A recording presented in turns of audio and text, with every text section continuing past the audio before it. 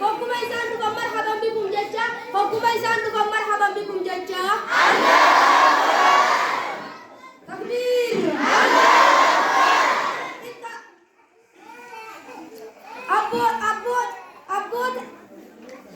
Abbootiin teenya hedduu galatoomfanna. Hadee garaa jiran muhaadaraatana jaalalaa fi gammachuu bahanii wal faana. Jaalalaa fi gammachuu bahanii wal faana. Xiqqaa fi guddaanis dhufanii jiranii meelaalaa kunoo isinuu galtanii simannaa diiniitiif hundaana jiranii. Simannaa diiniitiif hundaana jiranii. Isaan kanaa eenyu oomisha abdii biyyaa kan duraanuu geenyu Sheekh Jamaal Toofiqii takbiirtaan dhageenyu Sheekh Jamaal Toofiqii takbiirtaan dhageenyu.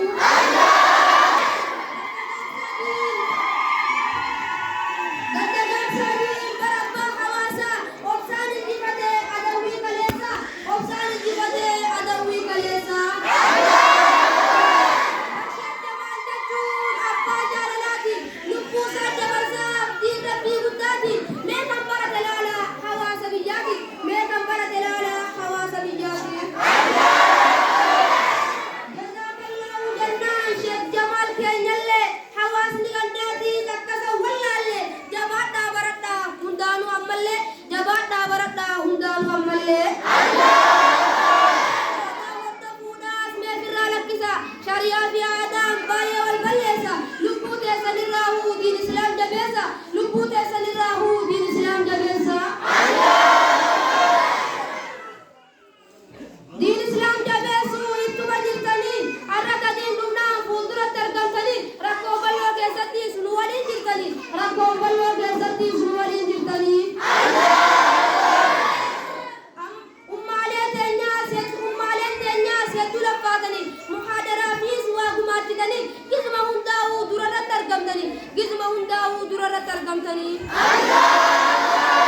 Taaliba ilmiitiis bira dhaabbattanii bakka haadhaa fi abbaa isaanii fuutanii ilmaan keessan caalaa isaan maxxanfattanii ilmaan keessan caalaa isaan maxxanfattanii. Kulli gandaan buraa xiqqaa fi guddaanii yaa samii dhaga'iif mee haajaa isaanii yaa samii dhaga'iif mee haajaa isaanii. Sheekha keenya Sheekh Ibraahim hedduu jaaladha. Rabbii haa badhaasu. Rabbiin obsanii kanneen wallaahi baay'eedha. Rabbiin obsanii kanneen wallaahi baay'eedha. Sheekhi keenya barreesseenaa guddaa qaba. Naatuun qoratin malee silaa akka nama wahumaan argerraa isiniif hin lallaba. Wahumaan argerraa isiniif hin lallaba. Akka adawwiitiin silaa majlisni fadhee rakkumaat tiksee har'a asiin gahe rakkumaat tiksee har'a asiin gahe.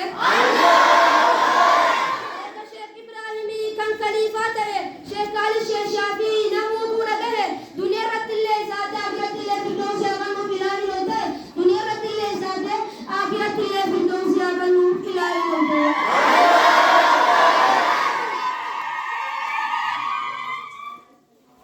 Yaa barattoota diin islaamaa isiniif barsiisaa hawaasa muslimaa galanni keessan guddaa ulfaadhaa wayyooma galanni keessan guddaa ulfaadhaa wayyooma.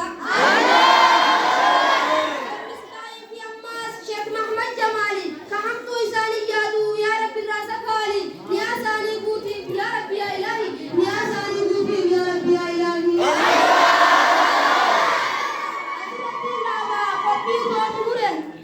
Asirratti dhaabaa qophii xumure yoo jiraates kaniin isaarse dhiifama hamileen kaasee na dubbise atis galatoomi qaburra liqeesse